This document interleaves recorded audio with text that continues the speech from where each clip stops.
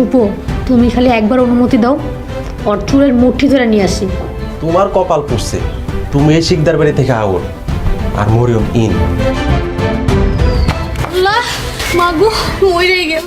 তো ভিউয়ার্স, বৎসরাত নাটকের 19তম পর্বে কি হতে চলেছে? এবার কি মায়াকে সত্যিই বাড়ি থেকে বেরিয়ে যেতে হবে? মরিয়মের সাথে জামালের কি এইবারই বিবাহ হয়ে যাবে?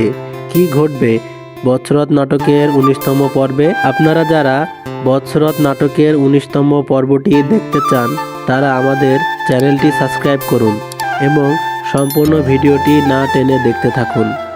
আমি এই ভিডিওর মাধ্যমে আপনাদেরকে জানাতে যাচ্ছি বৎসরাত নাটকের 19তম পর্বটি কবে আসতে চলেছে এবং কি করলে আপনারা সবার আগে বৎসরাত নাটকের 19তম পর্বটি দেখতে পারবেন। তো হ্যালো ভিউয়ার্স, কেমন আছেন সবাই? আশা করি ভালো আছেন, সুস্থ আছেন। আপনাদের মাঝে হাজির হলাম বৎসরাত নাটকের 19তম পর্বটি কবে আসতে চলেছে এবং 18তম পর্বে কি ঘটেছিল তার আপডেট নিয়ে।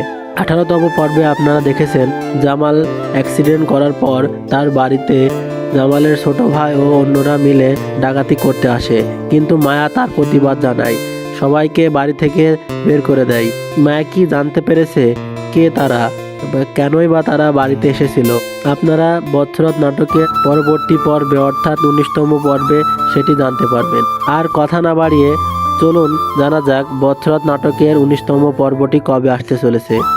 আপনারা আগামী 27 ফেব্রুয়ারি দুপুর 3টা 30 মিনিটে ইগল ইসলামিক নাটক ইউটিউব চ্যানেলে বৎসরাত নাটকের 19তম পর্বটি দেখতে পারবেন। আমাদের এরকম আরও নিত্য নতুন ভিডিও পেতে আমাদের সাথেই থাকুন এবং আমাদের চ্যানেলটি সাবস্ক্রাইব করুন। ধন্যবাদ।